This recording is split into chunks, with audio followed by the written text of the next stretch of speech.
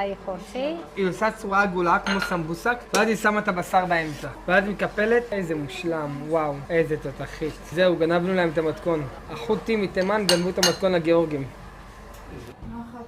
זה מושלם. הם שמו פה מים רותחים עם מלח, והם לא התקמצנו במלח, והם שמים את הכימיקלי בתוך המים עם המלח, ונותנים לזה להתבשל. Švidicu tik vindarom hinkalim zadiko. 7 דקות, נותנים לזה להיות בתוך המים. לא יותר מ7 דקות. בואו נראה עוד 7 דקות מה קורה. איך יודעים שזה הצליח? הבצק צף למעלה, זה מוכן, אתם רואים, זה ממש תפח. זה לא התפרק, לא נשבר.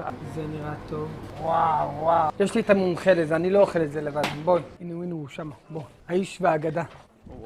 היום גל לא התואם. רפאל יקירי, דקה אחת, שאלה קטנה. אתה יכול להסביר לי איך אתה הולך לאכול את זה? כי אמרו לי שאסור לאכול את זה עם מזלג. אמרו לי שיש לזה חוקים. הסוד של החינקלי זה להחזיק אותו ביד, להפוך אותו